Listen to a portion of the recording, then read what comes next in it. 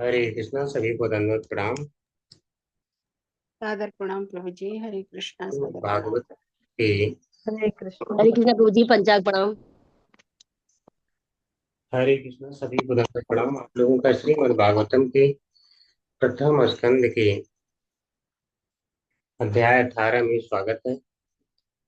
अध्याय का नाम है ब्राह्मण बालक द्वारा महाराज परीक्षित को शाप। तो इसमें हम पढ़ रहे हैं श्लोका नंबर 28। तो पहले हम मंगलाचरण करेंगे, फिर आगे बढ़ेंगे। नारायणं नमस्कृत्य नारायण नमस्ते नरं चैव नरोत्तमं नरं चैव नरोत्तमं देवीं सरस्वतीं व्यासं देवीं सरस्वती व्यासं ततो जयमुदीरयेत्। ततो जयमुदीरयेत्। नष्टप्रायेषु अभद्रेषु नष्टप्रायेषु भद्रेषु नित्यं भागवत सेवया नित्यं भागवत सेवया भगवति उत्तम श्लोके भगवते श्लोके भक्तिरभवति नैष्ठिकी भक्तिर्भवति नैष्ठिकी।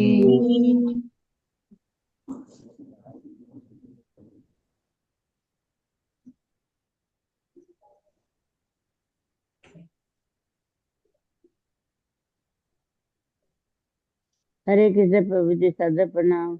हरे कृष्णा। दंडवत प्रणाम माता जी। ठीक है, कल हम इसको पढ़ रहे थे, तो एक बार केवल हम रिसाइट करेंगे, फिर आगे बढ़ेंगे।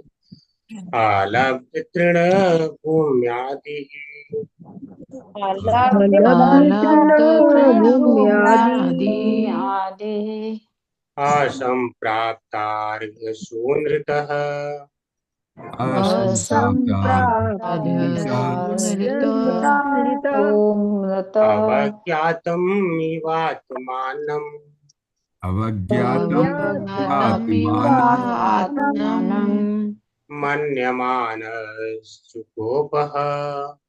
मन्यमानश्चकोपः। आसन बैठने का स्थान जल तथा मधुर वचनों के द्वारा किसी प्रकार से स्वागत न किए जाने पर राजा ने अपने आप को भिक्षित समझा और इस तरह सोचते हुए भी क्रुद्ध हो गए।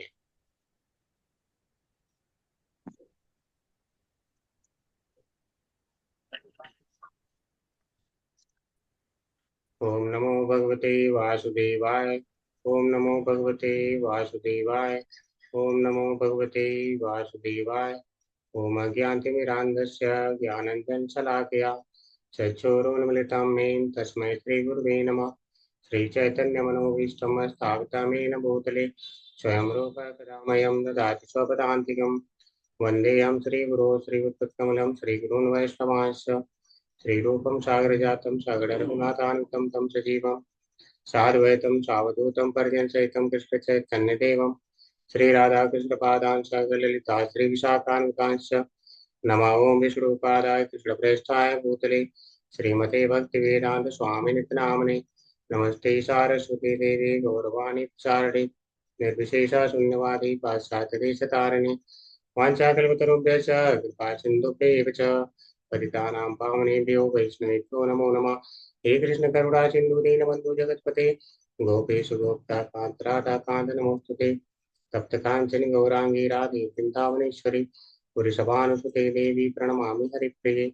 जय श्री कृष्ण चैतन्य प्रभु नित्यानंद श्री अद्वैत गदाधर श्रीवासादि गौरभक्त वृंद। नमो महावदन्याय कृष्ण प्रेम प्रदायते कृष्णाय कृष्ण चैतन्य नामने गौरतिषे नमः। हरे कृष्णा कृष्णा कृष्णा हरे हरे हरे राम राम राम हरे हरे। हरे कृष्णा कृष्णा कृष्णा हरे हरे हरे राम राम राम हरे हरे। हरे कृष्णा कृष्णा कृष्णा हरे हरे, हरे राम राम राम हरे हरे। हरे कृष्णा सभी को। हरे कृष्णा प्रभु जी, दंडवत प्रणाम। हरे कृष्णा माता जी, धन्यवाद। हरे कृष्ण प्रभु जी, सादर प्रणाम। हरे कृष्णा सभी को दंडवत प्रणाम। ठीक है, तो जो लोग रिसाइट करना चाहते हैं कर सकते हैं। कल हम इसको काफी पढ़ चुके हैं, तो आज मैं ज्यादा समय नहीं दूंगा। कल अच्छे से समझाया था, तो जो लोग रिसाइट करना चाहते हैं कर सकते हैं।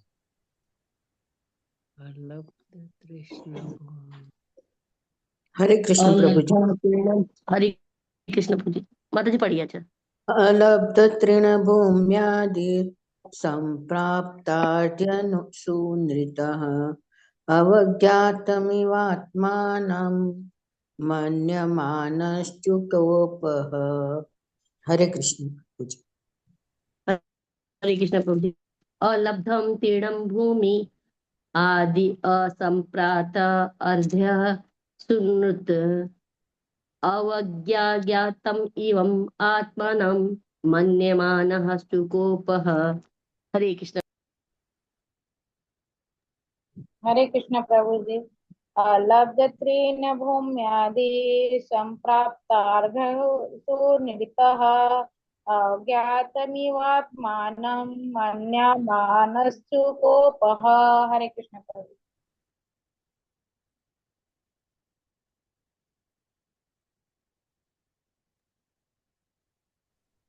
हरे कृष्णा प्रभु जी। अलब्ध तृण भूम्यादि रस प्राप्तार्धुसूनृतः अवगातमिवात्मानं मन्यमानश्चुकोपः। हरे कृष्णा गुरु। अलब्ध तृणभूम्यादि असम्प्राप्तार्घ्यसूनृतः अवज्ञातमिवात्मानं मन्यमानस्तुकोपः। हरे कृष्णा। हरे कृष्णा प्रभु जी।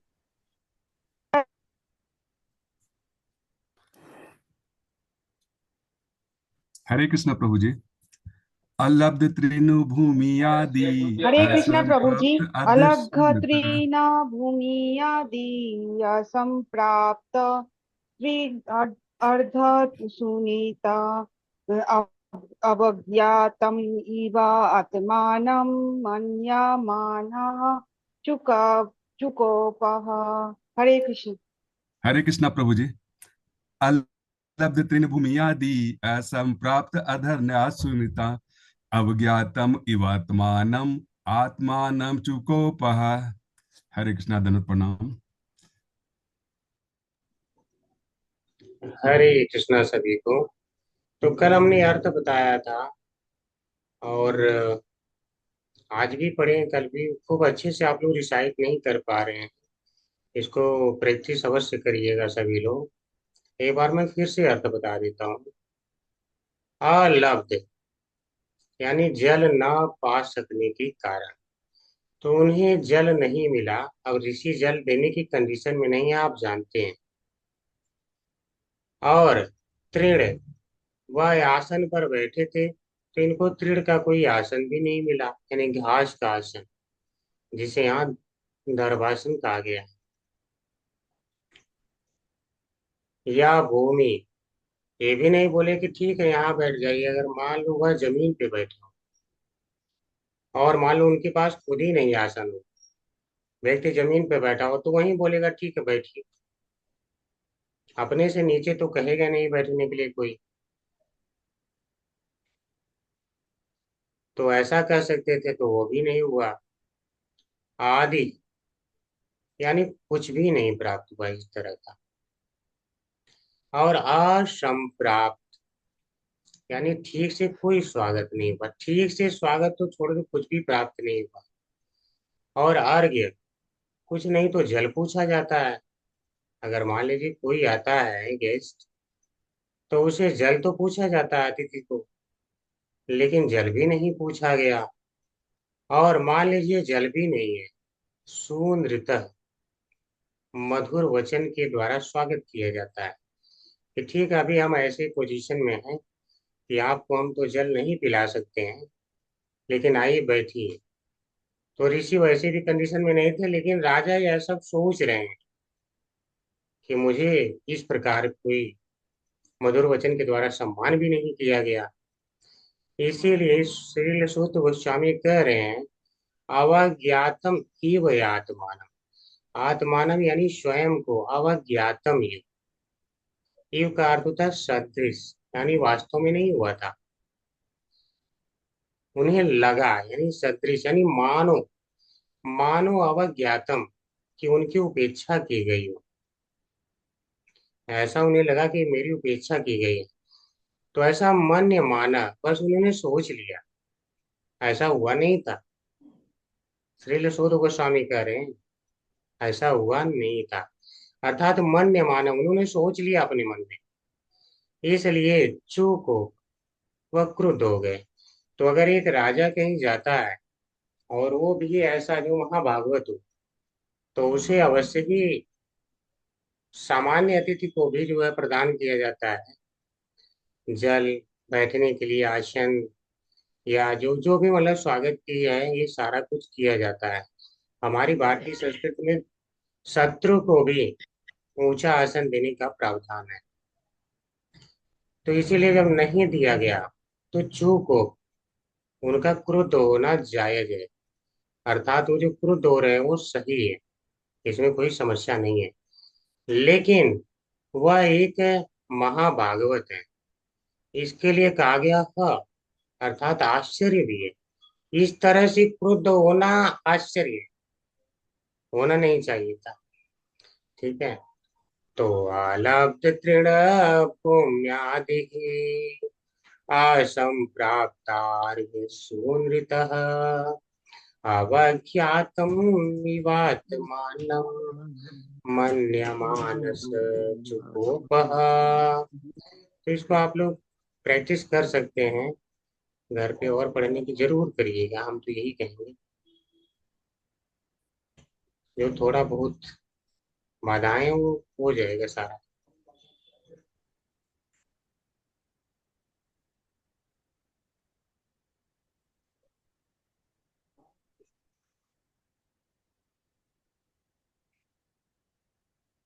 तो इसमें देखते हैं आचार्य लोग कैसे टीका किए हैं।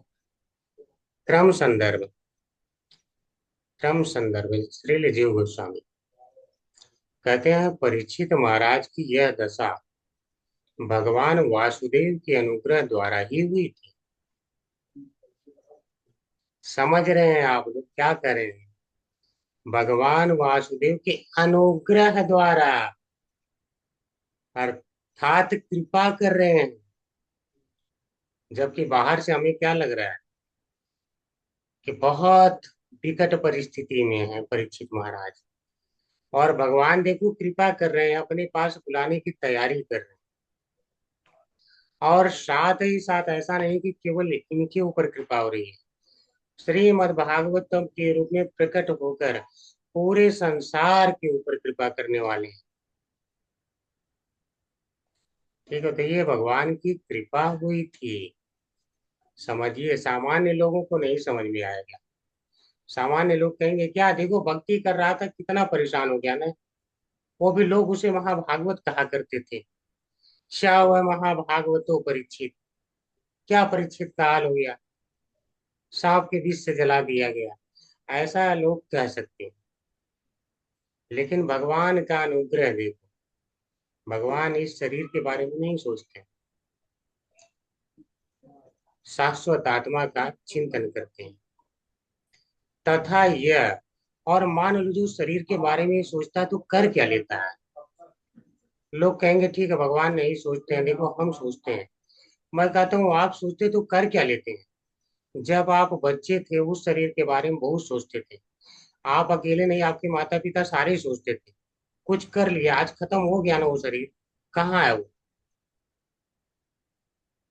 और जो जवान थे पूरा का पूरा आप समझते थे कि मेरे सामने कौन है,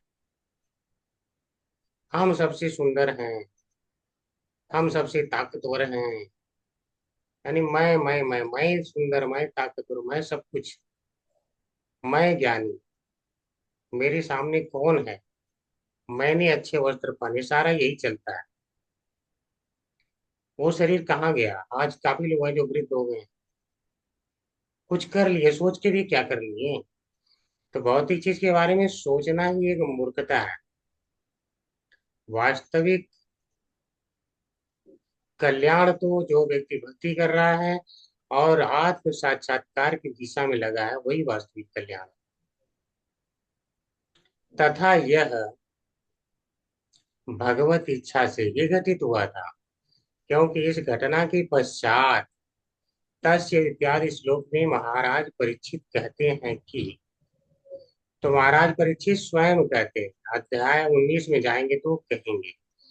तो अब यहाँ पे दिए हैं, श्री जीव गोस्वामी ने कृपा किया है तो हम ले लेते हैं फायदा यहीं पे, अन्यथा 19 चैप्टर में हम पढ़ने वाले थे। वहां पे स्वयं कहते हैं कि भगवान आप ही की कृपा है।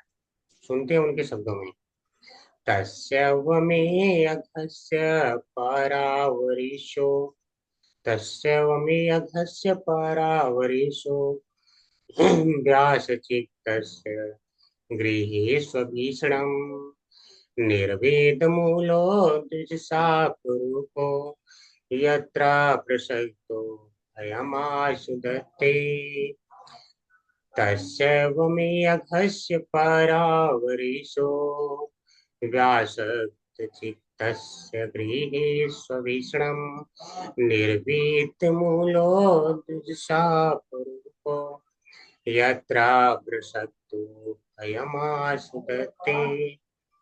अर्थ समझिए, पर और अवर कहा गया है, ठीक है, यानी आध्यात्मिक, और अवर यानी यह भौतिक संसार, दोनों। तो कह रहे हैं आध्यात्मिक तथा प्राकृतिक जगतों के नियंता भगवान ने ब्राह्मण श्राप के रूप में मुझ पर अत्यंत कृपा की है। कह रहे हैं ना कि मेरे ऊपर उन्होंने बहुत ज्यादा कृपा की है। किसने? उन भगवान श्री कृष्ण ने, जो आध्यात्मिक और भौतिक दोनों ही जगतों के नियंता है। ऐसा नहीं कि दुर्गा देवी को यह दुर्ग दे दिया, भौतिक संसार रूपी दुर्ग, तो अब भगवान को कोई मतलब ही नहीं है, ऐसा नहीं है। हर एक जीव के साथ अब भी है, हर एक कार्य उनके नियंत्रण में हो रहा है, सब वह सब जानते हैं।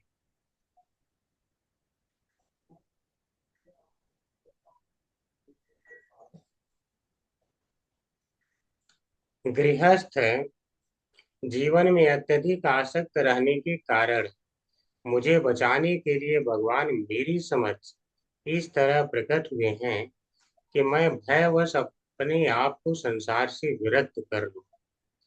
ठीक है, श्रीमद् भागवतम 1.19.14 में आए। तो कह रहे हैं, हे भगवान, आपने स्वयं इस प्रकार से कृपा किया है ताकि मैं अपने आप को इस भौतिक संसार से विरक्त कर सकूं। तो देखो, जब इस प्रकार की समस्याएं आती हैं तब जाके व्यक्ति विरक्ति लेता है। जैसे प्रभुपाद जी स्वयं आप देख सकते हैं, अंत समय में जब उनका दुकान भी लूट लिया गया, चोरी हो गया, तो आपने देखा परिवार के पास गए सहायता मांगने, वहां से भी नहीं मिला, तो विरक्ति आया ही।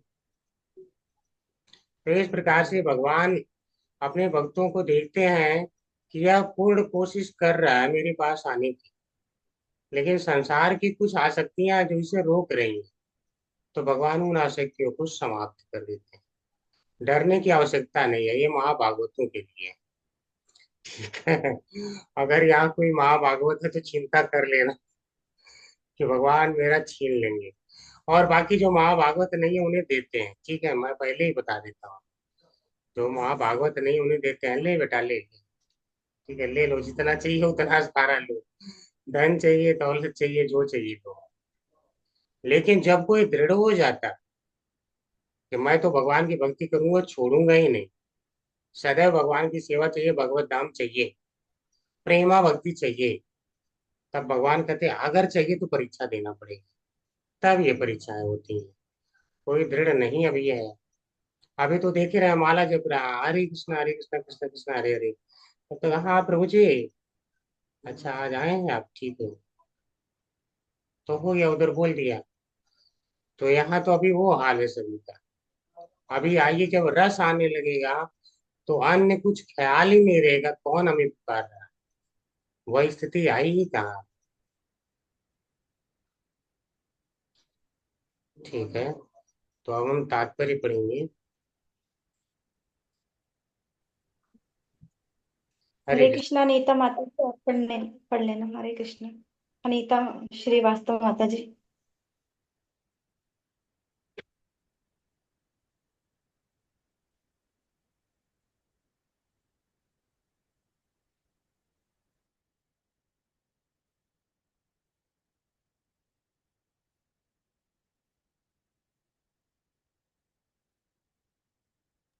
हरे कृष्णा माता जी, आप सुन पा रहे हैं? अनीता माता जी पढ़े, अनम्यूट कर दिया आपको। गिरिजा माता जी आप पढ़ लें। हरे कृष्णा। हरे कृष्णा प्रभु जी, हरे कृष्णा माता जी। शील प्रभुपाद की जय। तात्पर्य प्रभुपाद द्वारा वैदिक नियमों की संहिता संहि- संहिता में स्वागत करने का नियम यह है कि यदि घर पर शत्रु भी आ जाए तो उसका सभी प्रकार से सम्मान किया जाना चाहिए। उसे ये सोचने का अवसर नहीं दिया जाना चाहिए कि वो अपने शत्रु के घर आया है। जब भगवान श्री कृष्ण अर्जुन तथा भीमसेन के साथ मगध के राजा जरासंध के यहाँ पहुंचे तो उसने सामान्य शत्रुओं का राज की स्वागत किया। अतिथि शत्रु भीम को जरासंध से लड़ना था, फिर भी उसका शानदार सत्कार किया गया। रात्रि में वे मित्रों तथा अतिथियों के रूप में परस्पर बातें करते और दिन में जान की बाजी लगाकर मल्लयुद्ध करते। ये था सत्कार का नियम। सत्कार नियमों में ये आदेश है कि जिस निर्धन व्यक्ति के पास अतिथि को देने के लिए कुछ भी न हो, उसे चाहिए कि बैठने के लिए चटाई दे, पीने के लिए एक गिलास जल दे तथा कुछ मधुर वचन कहे। अतएव अतिथि के सत्कार में चाहे वो मित्र हो या शत्रु, कोई खर्च नहीं लगता। ये तो शिष्टाचार की बात। जब महाराज परीक्षित हरे कृष्णा माता जी शमीक की। ऋषि के हरे द्वारा कृष्णा माता जी। दौर में प्रविष्ट हुए हरे कृष्णा माता जी। तो उन्होंने ऋषि द्वारा हरे कृष्णा गिरजा माता जी। हरे कृष्णा प्रभु जी। धन्यवाद प्रभु। यहाँ तक समझ लेते हैं। हरे कृष्णा प्रभु जी। जी जी। ठीक है प्रभु जी, धन्यवाद। ये जी वैदिक नियम कह रहे हैं क्या।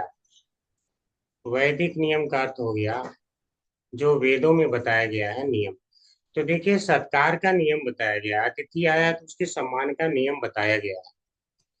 तो वहां पे यही कहा गया है अगर शत्रु भी घर पे आता है तो उसे यह सोचने का मौका नहीं देना चाहिए कि यह हमसे शत्रुता भी रखें। ठीक है, ऐसा ही नियम है।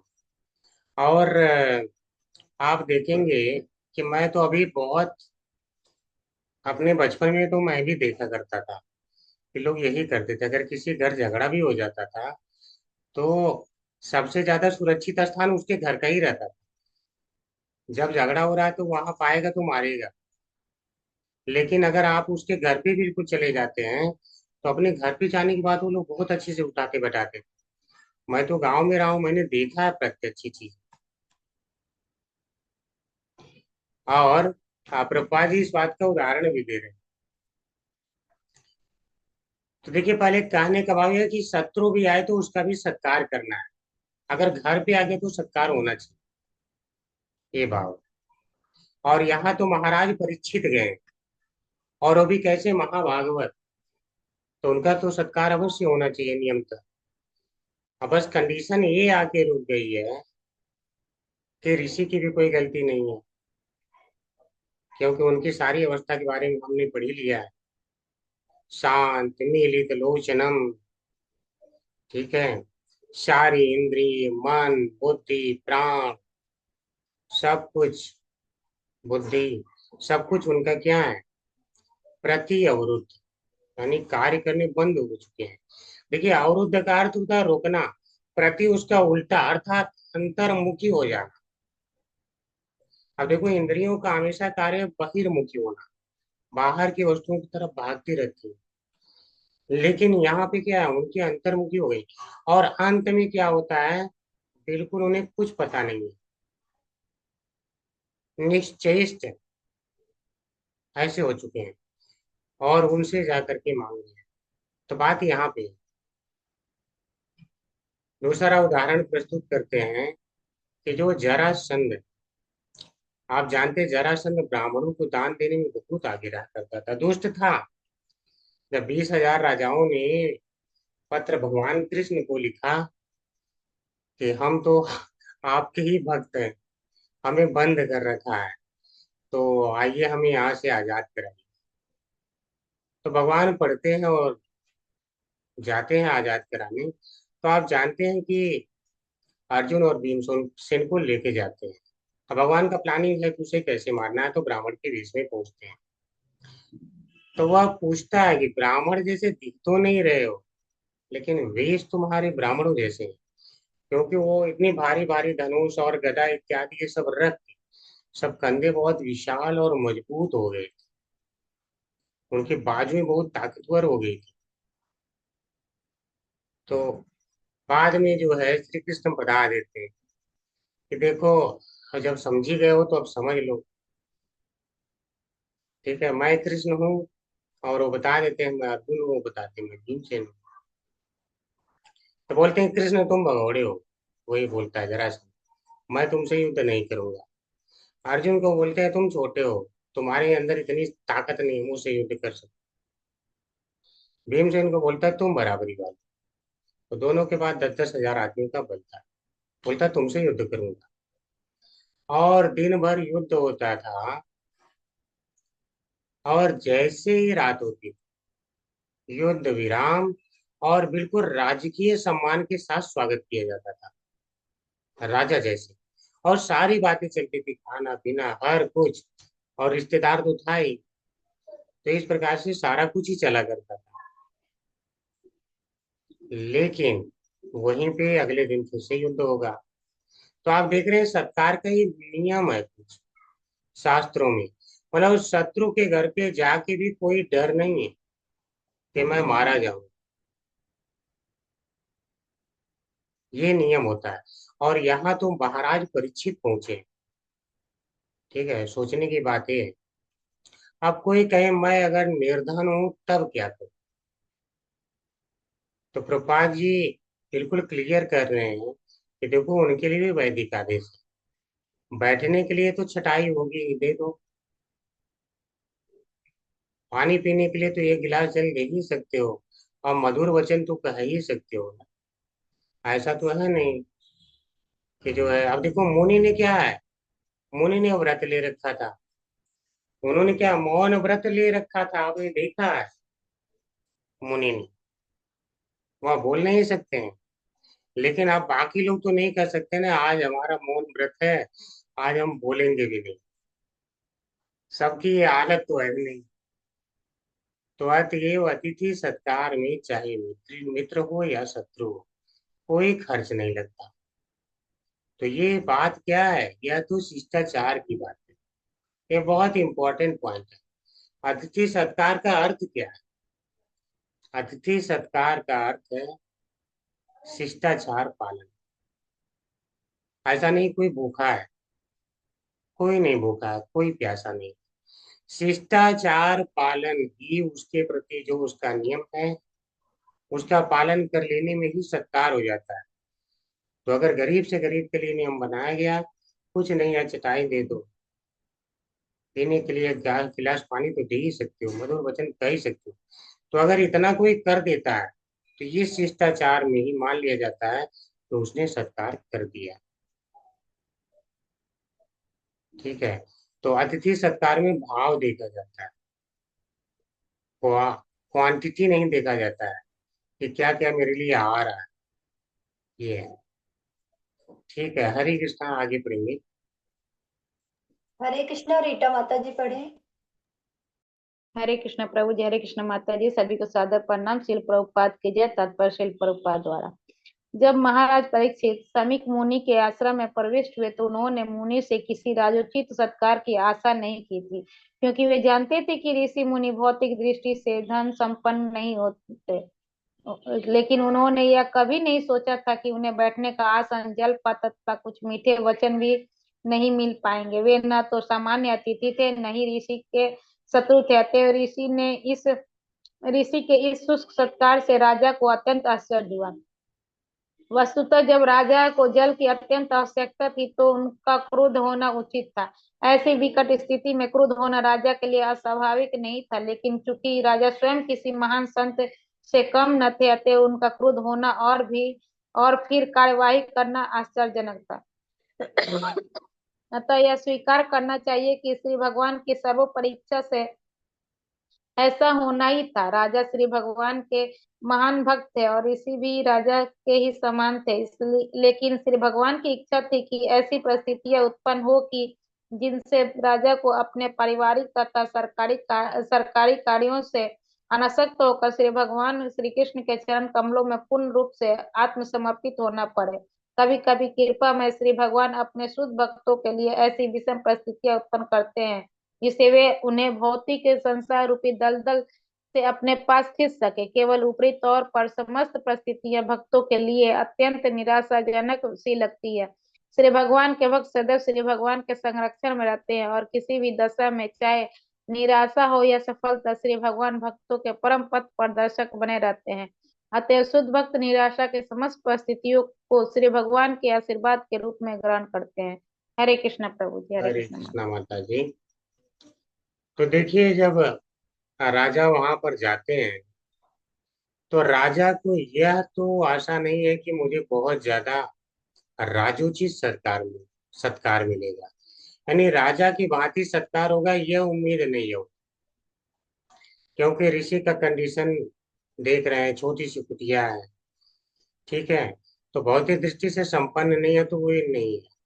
लेकिन हाँ, राजा को उम्मीद है बैठने के लिए मुझे बोल सकते हैं, एक गिलास जल दे सकते हैं, मीठे वचन कह सकते हैं। लेकिन जब यह भी नहीं कहा गया तो प्रभुपाद जी कह रहे हैं उनका क्रुद्ध होना उचित था।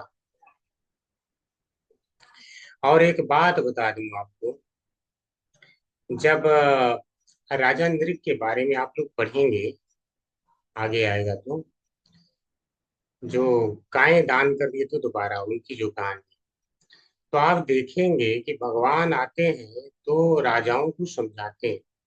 स्वयं कृष्ण भगवान कहते हैं, देखो अगर ब्राह्मण क्रुद्ध भी हो जाए तो भी तुम्हें उसको हंस करके सम्मान करना चाहिए, क्योंकि भगवान ये जानते हैं कि ब्राह्मण अगर क्रुद्ध भी हो रहा है तो परिस्थिति ऐसी होगी, इसलिए होगा, अन्यथा नहीं, कुछ उसमें रहस्य होगा। लेकिन यहाँ पर क्या है, राजा ही क्रुद्ध हो रहे हैं, कुछ विपरीत नहीं हो रहा है।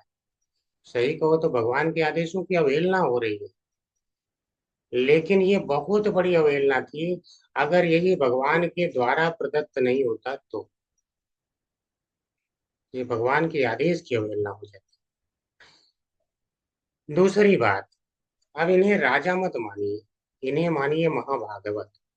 अगर एक महाभागवत पहुंच रहा है तो उसका उचित सम्मान किया जाना चाहिए। और अगर आप पूजा में सम्मिलित हैं और भगवान की पूजा कर रहे हैं तो भी आपको वह छोड़ करके जाना है, भक्त की पहले पूजा करना है, यानी उसकी सेवा करना है।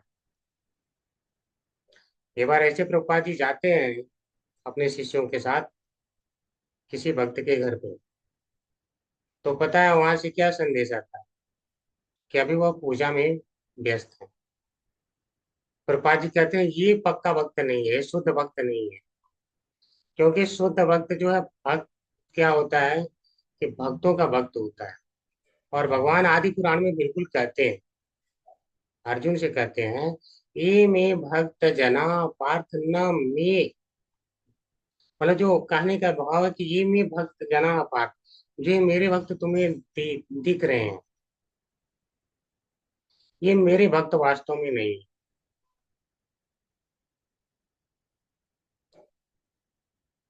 मत भक्ता नाम चाहिए, भक्ता जो मेरे भक्तों के भक्त होते हैं, वास्तव में वे मेरे भक्त होते हैं। मत भक्तास्तु ते नरा, वे मेरे भक्त होते हैं।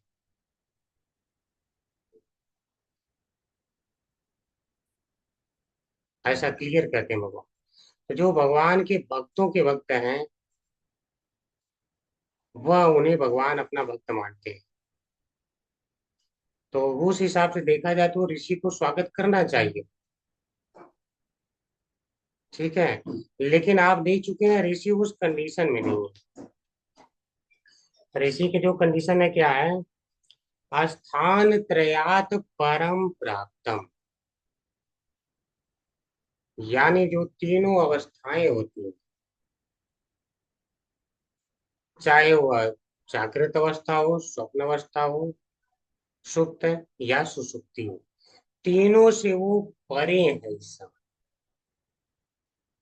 तो जब तीनों से परे हैं, अर्थात अभी संसार से कुछ लेना देना ही नहीं, ऐसी अवस्था में, तो कहाँ से वो जो है स्वागत करेंगे। और देखिए अविक्रियम और उपार्थम, बिल्कुल निश्चेष्ट कंडीशन है। तो इसलिए उनकी कोई गलती भी नहीं है। तो अगर हम चलिए एक तरफ से लें कि केवल इनका स्वागत होना चाहिए था, नहीं हुआ तो क्रोध होना उचित है। लेकिन ये महाभागवत हैं, अर्थात किसी महान संत से कम न थे, इसलिए इनका क्रोध होना आश्चर्यजनक है, जिसको ह शब्द से व्यक्त किया गया है। तो प्रभुपाद जी ने ह शब्द की व्याख्या किया है। स्वागत नहीं हुआ तो क्रुद्ध भी ठीक है, लेकिन क्रुद्ध नहीं होना नहीं चाहिए था। ये आश्चर्यजनक घटना होगी, क्योंकि ये महाभागवत है। तो महाभागवत क्रुद्ध नहीं होता है, लेकिन अगर हो रहे हैं तो भगवान की इच्छा है। ठीक है, और बिल्कुल प्रभुपाद जी क्या करें, राजा भगवान के महाभक्त थे और ऋषि भी राजा के ही समान।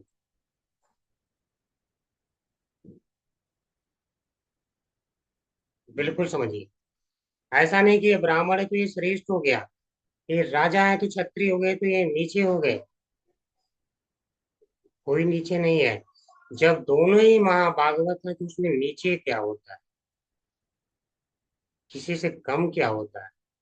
महाभागवत का अर्थ है केवल भगवान के चरण कमलों में जिनका ध्यान रहता। आप देखेंगे भगवान कृष्ण ने बोला है, कर्मणि संसिद्धिम आस्थिता जनकादय, जनक इत्यादि में कर्म के द्वारा ही सिद्धि प्राप्त की। तो अगर राजा भिन्न भिन्न प्रकार के कर्म करता हुआ दिख रहा है, तो ये मत कहिए कि वो कर्म में लिप्त है। वो भगवान के आदेश के अनुसार यदि कर्म कर रहा है तो कर्म में लिप्त दिख रहा है, लेकिन वह लिप्त नहीं है।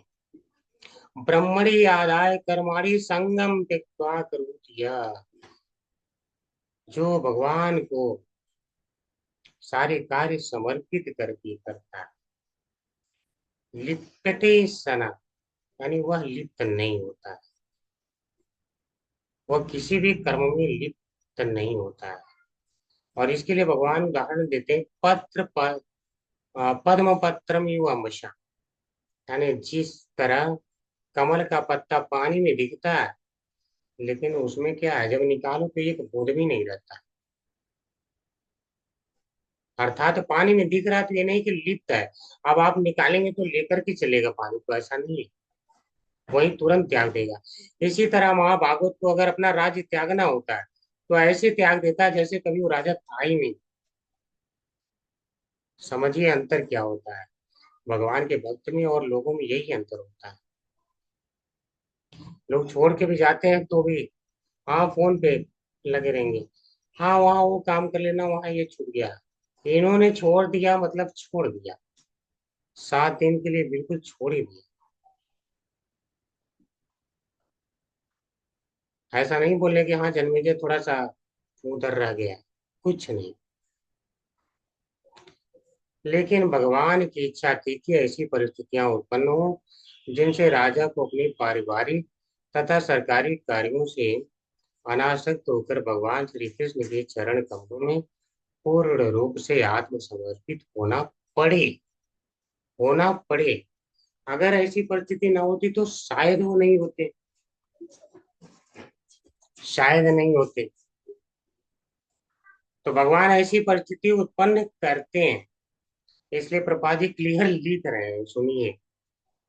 कभी कभी कृपामय भगवान, कृपामय, ध्यान रखिए। और भगवान कहते हैं यश्याम अनुग्रहामि हरिष्ये तद्धनम शनैः, जिसपे मैं अनुग्रह करता हूँ उसका धीरे धीरे धन इत्यादि छीनने लगता हूँ। ठीक है, ततो आधनम त्यजन तस्य स्वजना दुख दुखितम, वह और दुख में पड़ा चला जाता है। Depression, over depression. ठीक है, और सारे जब देखते हैं अरे ये तो डिप्रेशन में जा रहा है, तो उसके रिश्तेदार उसका साथ छोड़ देते हैं। और जब सारे छोड़ देते हैं, भगवान कहते हैं नाउ यू कम टू, अब मेरे पास आओ। तो भगवान अपने आप को समर्पित कर देते हैं। ठीक है, तो कह रहे हैं कभी कभी कृपा में भगवान अपने शुद्ध भक्तों के लिए ऐसी विषम परिस्थिति उत्पन्न करते हैं। विषम परिस्थिति किसके लिए कहा जा रहा है? जो सामान्य लोगों उनकी नजरों में, जिससे वे उन्हें भौतिक संसार रूपी दलदल से अपने पास खींच सके। अब भगवान कहते हैं जो सदैव मेरे में मन लगा के रखते हैं, तेषाम हम समुद्रता मृत्यु संसार सागरा, जो यह मृत्यु रूपी सागर है, जन्म मृत्यु रूपी सागर, तो मैं उससे संसार से खुद उबारता हूँ, खुद डायरेक्ट।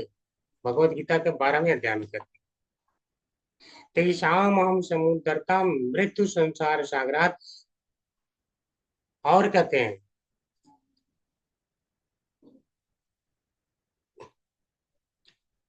मतलब शीघ्र ही उबार लेता हूँ, कहने का ये भाव कुछ है। उसके बाद भवामि न चिरात पार्थ, हाँ, भवामि न चिरात पार्थ, न चिरात यानी ज्यादा समय नहीं लेता हूँ, सोचिए, यानी शीघ्र ही उनका उद्धार करता हूँ। भगवान क्लियर करते हैं। तो अगर यहाँ इनका उद्धार कर रहे हैं तो लोगों की समझ में नहीं आए, लेकिन ये भगवान की लीला होती है भक्तों के लिए। और दूसरी बात, आप कहेंगे तब तो सबको पता चल जाना चाहिए ताकि सारे भक्ति में लगे। वास्तव में भगवान पता ही तो नहीं चलने देना चाहते हैं भक्ति की महिमा। अगर भक्ति की इस प्रकार की महिमा पता चल जाए तो सारे लालची हो जाएंगे, बोलेंगे इस तरह से भक्ति करो, छोड़ो यहाँ सारा। जब कोई महान भक्त हो जाता है तो उसके ऊपर इतना कष्ट चला देते हैं ताकि लोग समझ ही ना पाए भक्ति की महिमा को। और जिसको समझना है भक्ति की महिमा को, तो भगवान से सचमुच में प्रेम फिर से करना होगा, सारे संदेहों से ऊपर उठ के करना होगा, तब जाके तो भगवान भक्ति की महिमा को छिपा के रखते हैं।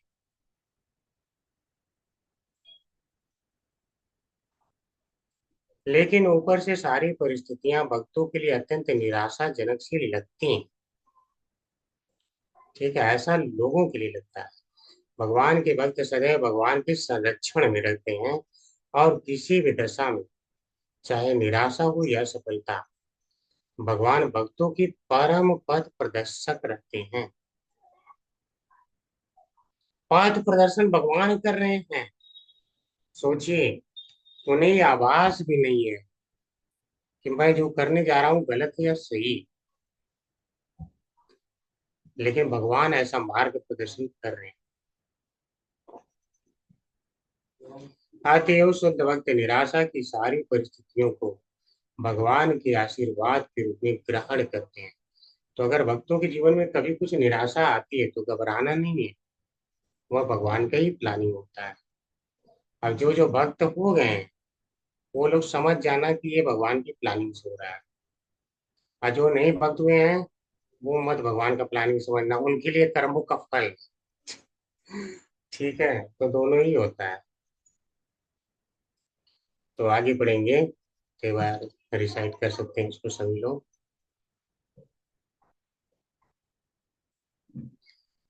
अभूतपूर्वः यशा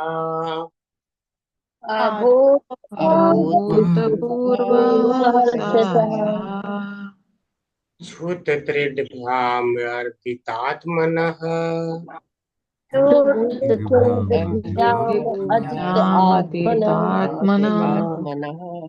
ब्राह्मणं प्रत्यभूत ब्राह्मण ब्राह्मणं प्रत्यभूत ब्राह्मणम् मत्सरो मन्युरेव च मन्युरेव च अभूतपूर्वः शशा अभूतपूर्वः सहसा क्षुतत्रिभ्यामर्दितात्मनः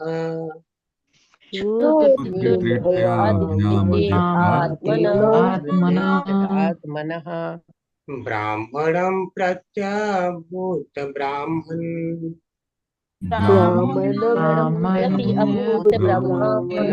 अद्भुत ब्राह्मण मशरो मन्युरेव च मत्सरो मन्युरेव च शब्दार्था भूतपूर्व जो पहले कभी न हुआ हो, सहसा एकाएक क्षुत भोग तृणव्याम तथा प्यास से अर्दिता पीड़ित होकर आत्मना अपने आप ब्राह्मणम ब्राह्मण प्रति के प्रति अभूत हो गए ब्राह्मण हे ब्राह्मणों मत्सर ईर्ष्यालु मन्यु क्रुद्ध एवं इस प्रकार च तथा हे ब्राह्मणों ब्राह्मण मुनि के प्रति राजा का क्रोध तथा द्वेष अभूतपूर्व था क्योंकि परिस्थितियों ने उन्हें भूखे तथा प्यासे बना दिए थे। ठीक है, तो इसको हम समझते हैं। ये कह रहे हैं श्री सूत गोस्वामी करें हे शौनकादि ब्राह्मण करें हे शौनकादि ब्राह्मण यानी हे ब्राह्मणों जानो वहां हो क्या रहा है। कह रहे हैं अभूतपूर्व यानी जो पहले कभी नहीं हुआ था, सहसा अचानक वही हो गया। कह रहे हैं जो पहले कभी नहीं हुआ था राजा के जीवन में, अचानक वही हुआ। अभूतपूर्व सहसा, समझ रहे हैं क्या नहीं हुआ था राजा के जीवन में कभी, या कहें कि हो ही नहीं सकता था जो ये घटना हुई। तो कह रहे हैं क्षुत अर्थात भूख लग जाना और तृटभ्याम तथा प्यास से अर्दित बिल्कुल पीड़ित हो जाना आत्मना अपने आप, यानी राजा इतना ज्यादा भूख और ये प्यास से पीड़ित हो जाए ऐसा पहले कभी हुआ ही नहीं था। तो हे ब्राह्मणों करें ऐसी अजीब घटना घटी कि जैसा पहले कभी नहीं हुआ था राजा के जीवन में कि भूख और प्यास लग जाए। क्यों? क्योंकि पहले कह चुके वो महाभागवत है, तो महाभागवत है तो शारीरिक लेवल से ऊपर है, तो उन्हें कोई भी द्वंद्व पीड़ित नहीं कर सकता है। लेकिन यहाँ कह रहे हैं अर्धिता पीड़ित तो हो गए और कोई दूसरा नहीं, आत्मन यानी वही राजा ही हो गए। सोचिए, तो जब इस प्रकार से हो गए तो क्या उनको लग रहा है मन्यु रे मान रहे हैं कि मेरा स्वागत नहीं हो रहा है। ठीक है, और देखो अपने आराम से बैठा है और मेरा स्वागत नहीं कर रहा है, तो ऐसा वो मान रहे हैं, वास्तव में ऐसा हो नहीं रहा है। मन्यु रे, ठीक है, ऐसा वो मान रहे हैं और मानने के बाद क्या हो रहे हैं, क्रुद्ध हो रहे हैं। मन्यु का अर्थ क्रुद्ध भी होता है, तो इस प्रकार से वह क्रुद्ध हो रहे हैं। और कैसे मत्सरो ईर्ष्यालु होकर के क्रुद्ध हो रहे हैं। मत्सर बहुत खराब होता है, आपको बताया हूं। अब देखो वो भी महाभागवत, ये भी महाभागवत, इसमें मत्सरता आनी ही कहाँ थी। ईर्ष्या आनी ही कहाँ थी? ऐसा तो ये सोचेंगे नहीं, देखो अपने कितना अच्छा से भक्ति कर रहा है ना, मुझे भी बोल देता, मैं भी बैठ जाता आराम से भक्ति करने।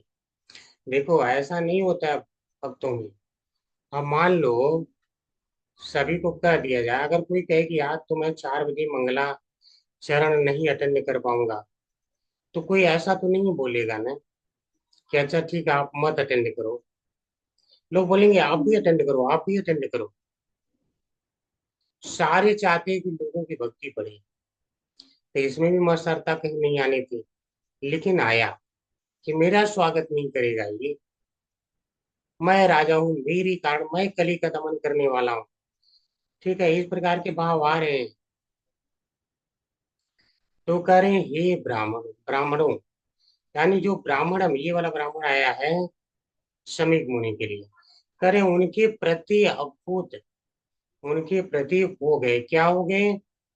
मत्सरो, ईर्ष्यालु हो गए। ईर्ष्यालु के मन्यो, क्रुद्ध हो गए। तो इस प्रकार से उनके प्रति वह क्रुद्ध हो गए। ऐसा लेकिन होना नहीं चाहिए था, इसलिए करें अभूतपूर्व ऐसा कि यह अभूतपूर्व घटना है, कभी हुआ ही नहीं था। जब कभी नहीं हुआ तो भगवान की प्लानिंग से संभव हो सकता है।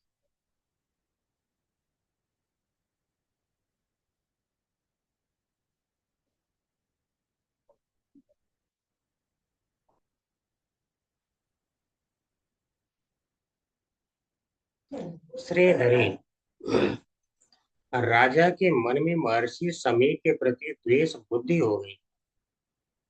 दूसरे के उत्कर्ष को नहीं सह पाने को मत्सर कहते हैं। यह राजा के जीवन में इस प्रकार का पहला अवसर था। ठीक है, ऑलरेडी इसकी व्याख्या हो चुकी है, तो ज्यादा समय ना लेते हुए आगे हरे कृष्ण माता जी तात्पर्य पढ़ने का मौका दे सकते हैं। हरे कृष्णा ईश्वरी माता जी पढ़ लें।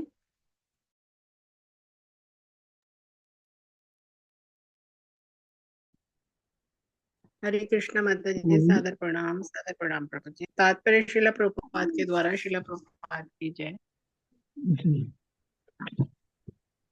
महाराज परीक्षित, जैसे राजा के लिए एक मुनि तथा ब्राह्मण पर इस तरह क्रोध तथा द्वेषपूर्ण होना निसंदेह अभूतपूर्व था।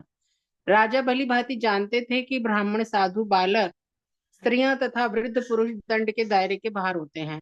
इसी प्रकार राजा भले ही भयंकर भूल क्यों न करे, कभी गुनाहगार नहीं माना जाता। लेकिन यहाँ पर महाराज परीक्षित भगवान की इच्छा से अपनी भूख तथा प्यास के कारण मुनि पर क्रुद्ध हो गए।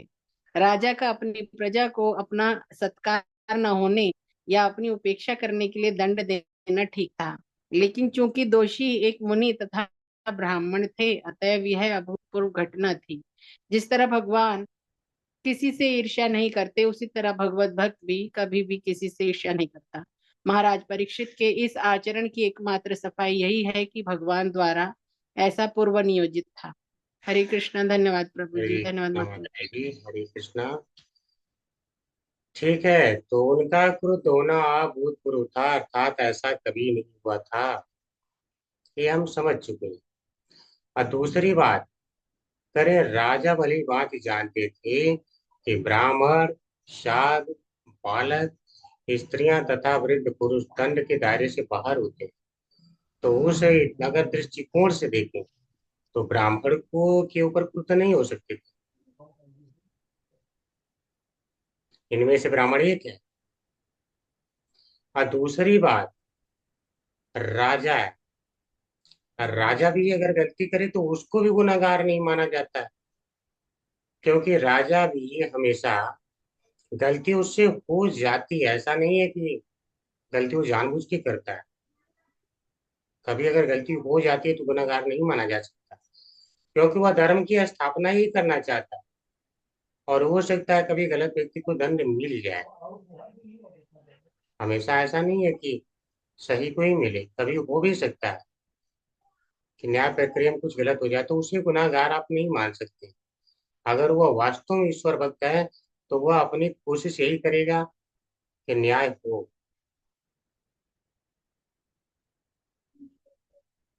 तो इसीलिए कह रहे हैं कि यहाँ भगवान की ही इच्छा है कि वह जो है उन पर क्रुद्ध हो रहे हैं भूख और प्यास के कारण।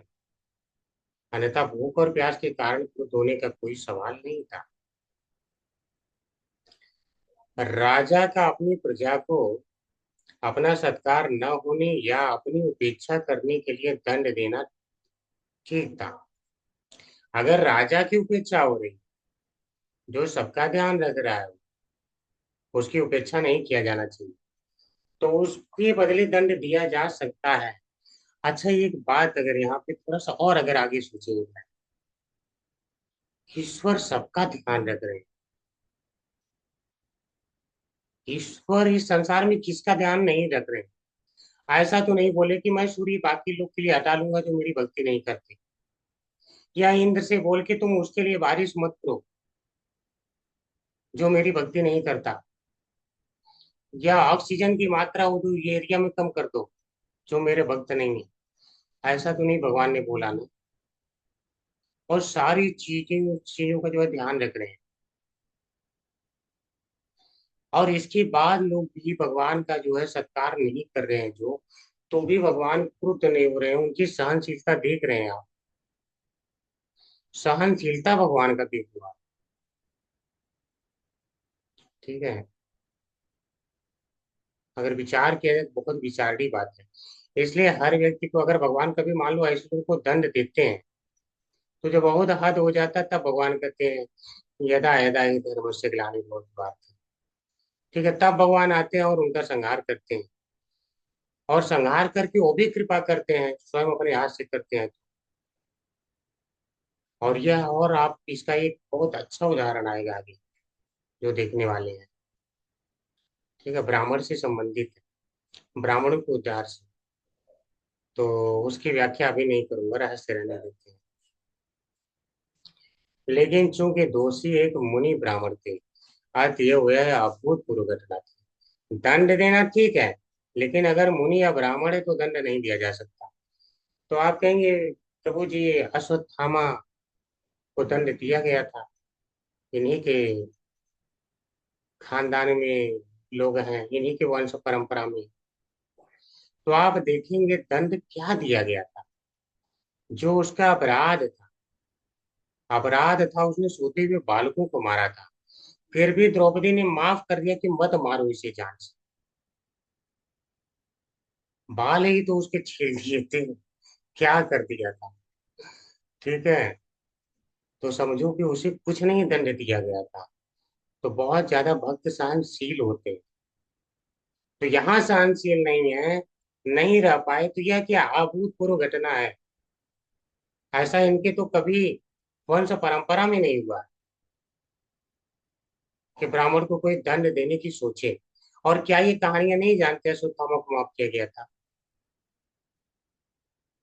और दूसरी बात, जिस तरह भगवान किसी से ईर्ष्या नहीं करते, उसी तरह भगवत भक्त भी किसी से ईर्ष्या नहीं करता। तो बात मैं ये एक प्रश्न करना चाहूंगा आप लोगों से। अच्छा, ईर्ष्या हम करते क्यों है? अगर कोई बताना चाहता है तो बता सकता है। हम किसी से ईर्ष्या क्यों करते हैं?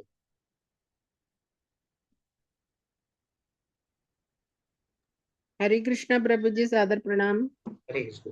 प्रभु जी, ईर्ष्या मैं दूसरा नाम ईर्ष्या को दूंगी कि वो हमारे अंदर ना कोई कमी होती है जिसको हम पूरा कर भी नहीं सकते और वो हो भी नहीं सकती। और जब हम दूसरे में वो देखते हैं ना प्रभु जी, तो हमको वो ईर्ष्या कह लीजिए या मतलब कोई भी फीलिंग कह लीजिए, वो फीलिंग वो जब भी आती है प्रभु जी हमको, जी जी, मेरे और हिसाब से जो ऐड है। करना चाहता है? हरे कृष्ण।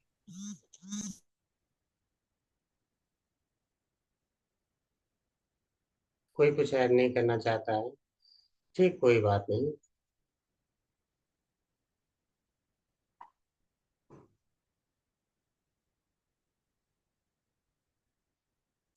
तो ईर्ष्या वास्तव में एक व्यक्ति तभी करता है जब देखता है हमसे कोई आगे कोई बढ़ रहा है। तो इस संसार में लोग तो ईर्ष्या बहुत ही संपन्नता देख के करते हैं कि देखो मेरे से आगे बढ़ रहा है, इतना ज्यादा कैसे बढ़ सकता है ये। आप बताइए, कहा जा रहा है भगवान किसी से ईर्ष्या नहीं करते। कौन भगवान से आगे बढ़ सकता है? मान लो एक रोड का भिखारी बोले कि अंबानी जी उससे जो बहुत ज्यादा ईर्ष्या कर रहे हैं, क्योंकि आज उसने जो 1,000 रुपये कमा लिए भीख मांग के। तो लोग हंसेंगे कि नहीं हंसेंगे? अंबानी जी उससे क्रीड़ा करेंगे एक भिखारी से भला, जो आज 1,000 कमा लिया है? क्या मतलब, क्या जोक है? और भगवान की तो सारी क्या है, अनंत कोटि ब्रह्मांड के वो मालिक हैं, सारा कुछ उन्हीं का है। तो भगवान को क्या चाहिए कोई ईर्ष्या करेंगे?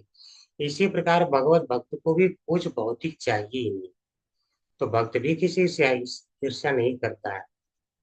समझ रहे हैं ये बात? तो अगर ये इस कहानी में देखा जाए तो महाराज परीक्षित दोषी पाए जाते हैं, क्योंकि उन्होंने ईर्ष्या किया। बस एक ही उनकी सफाई है, प्रभुपाद जी करें, कि यह भगवान द्वारा पूर्व नियोजित था, अतः वह बच जाते हैं, अन्यथा एक अपराध था। ठीक है, अन्यथा यह अपराध था। ठीक है, तो आज हम यहीं पे विराम लेंगे। अगर किसी का कोई प्रश्न है तो कर सकते हरे हैं। कृष्णा। हरे कृष्णा प्रभु जी, सादर प्रणाम प्रभु जी। परीक्षित महाराज की क्या इच्छा रही होगी शमीक ऋषि से? वो तो खुद ही एक ऋषि थे, राज ऋषि थे। हाँ, वही तो कह रहे हैं, तो उनकी ईर्ष्या हो ही नहीं सकती है, क्योंकि इनको भी तो कुछ नहीं चाहिए। वो तो खुद ही ब्राह्मण लोगों हुआ के जो उनके संरक्षण में रहते थे। अनम्यूट तो सभी लोग कर सकते हैं, मैंने अलाउ तो कर दिया है। अनम्यूट करिए हरे सभी। कृष्ण प्रभु। हरे हरे कृष्ण कृष्ण प्रभु, प्रभु जी। दंडवत प्रणाम। हरे प्रभु जी, कृष्ण। इसके पहले मैं मतलब बोलना चाहती थी, लेकिन अनम्यूट नहीं हो पा रही। जी जी। प्रभु जी, आपने इस राजा ध्रुव के बारे में बताया, जो राजा ध्रुव, तो उनकी क्या गलती थी प्रभु जी की? मतलब वो गाय तो अपने आप ही चले गई थी, वो तो दान देना ही चाहते थे ना। वो उनकी गलती कैसी गलती मानी जाती जाएगी? गलती यही है कि जब ब्राह्मण ने बुलाया तो उन्हें आ जाना चाहिए था तुरंत, छिपना नहीं चाहिए था। चाहे कुछ भी है, ब्राह्मण ने बुलाया तुरंत हाजिर होना चाहिए था। यही गलती है। उन्होंने तो गाय दान दे दी थी, गाय तो रिटर्न आ गई थी ना प्रभु जी। उन्हें कैसे पता चलेगा कि गाय रिटर्न आ गई है? वो गाय मिल गई थी, तो पर ये उनकी गलती कैसे? पता चल जाता है माता जी, पहले इतनी तीव्र बुद्धि हुआ करती थी ना, कि हम्म। ब्राह्मण को 1,00,000 गायों में से ये पहचान जाते थे मेरी गाय कौन सी है। और आप देखिए, वो ब्राह्मण पहचान गया, ये वाले तो मेरे पास थी पहले, जो अभी तुम्हारे पास गई है। वो तुरंत पहचान हम्म। गई। तो पहले इतनी तीव्र बुद्धि हुआ करती थी। आज आपके पास मान लो 20 गाय है, तो 20 तो पहचान जाएंगी ना, वैसे वो 1,00,000 हम्म। पहचान जाते थे।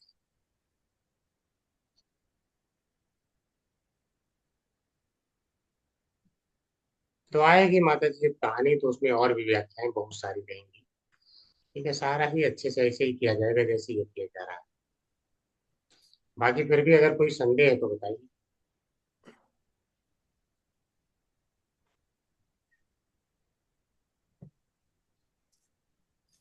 तो कभी प्रभु भी जी अगर जब गलती हो जाती है तो आगे गलती स्वीकार कर लेना चाहिए। वो भी अगर ब्राह्मण है तो अवश्य स्वीकार करना चाहिए।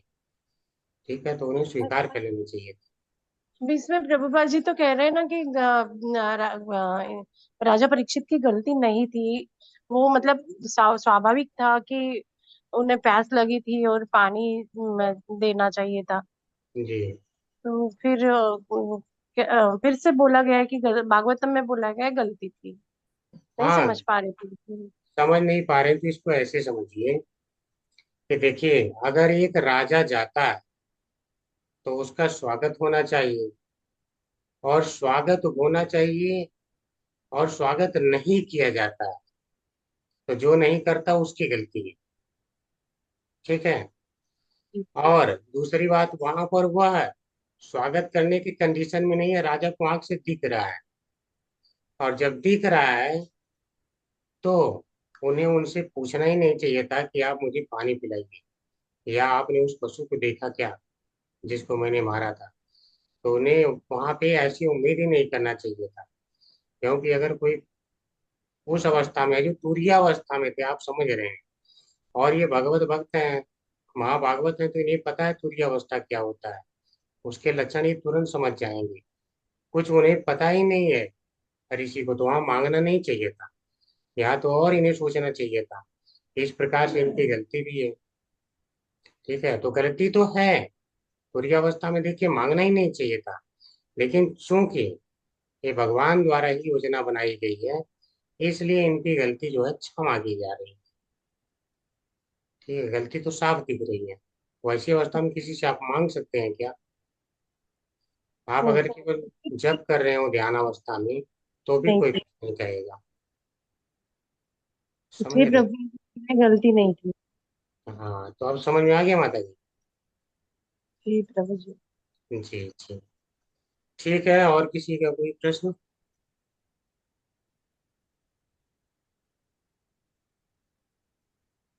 ठीक है। अश्वत्थामा को भी कहते हैं पहले पहले तो भगवान ने गीता में कहा है कि मारो, युद्ध करो, युद्ध करो, युद्ध करो। इसके पश्चात अश्वत्थामा सात प्रकार के आतताइयों को मारने के लिए भी बोला है भगवान ने।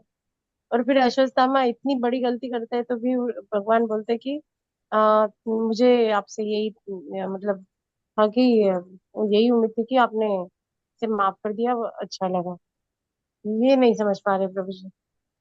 तो माता जी, जब उनको मारना ही नहीं है, वह जो है चिरंजीवियों में है, तो उनको मृत्यु से बड़ा दंड दे के छोड़ दिया ना, जो सदैव पश्चाताप की अग्नि में जलता रहेगा।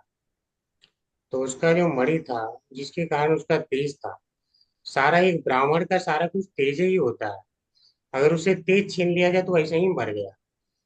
ठीक है, मान लीजिए कोई बहुत बहुत ब्रह्म ज्ञानी है, और उससे अचानक तेज छीन लिया जाए तो ऐसे ही मरा है।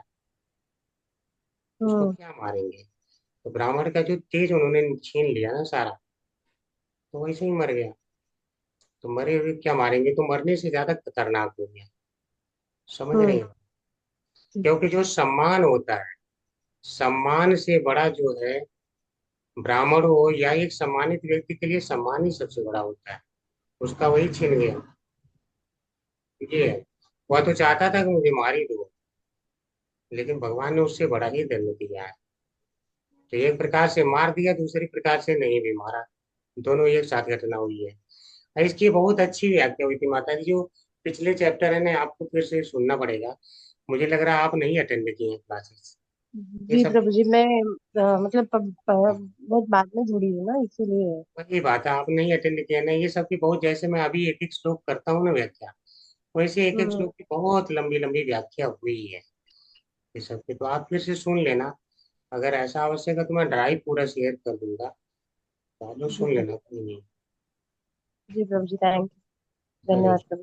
हरे कृष्ण, दंडवत प्रणाम। हरे कृष्णा। अब मैं नहीं समझता किसी को प्रभु कोई। जी, बहुत बहुत धन्यवाद आपका कि आपने क्विज डाली है हमको, क्योंकि वो क्विज की वजह से हम मतलब बस इतना ही ये है प्रभु जी की क्वेरी की आप प्लीज उसके वो जो अध्याय का क्विज डाल रहे हो, हम कम से कम उसका अध्ययन करके फिर वो क्विज को सॉल्व करेंगे प्रभु जी। जी जी, तो इसमें अमरिंदर प्रभु जी को आप लोग को धन्यवाद बोलिए, बड़ी मेहनत कर रहे हैं। उन्होंने सेवा ली है इसके लिए, और कुछ बनाने को तैयार कर रहे हैं। उनका भी बहुत बहुत धन्यवाद प्रभु जी। बस वो इतना ही चाहिए कि और इतना और हम तो मांगते ही रहते हैं, बद्ध जीव है। बस और इतना चाहिए कि कौन से चैप्टर का उन्होंने डाला है क्विज, तो प्लीज वो अगर डाल देंगे अध्याय और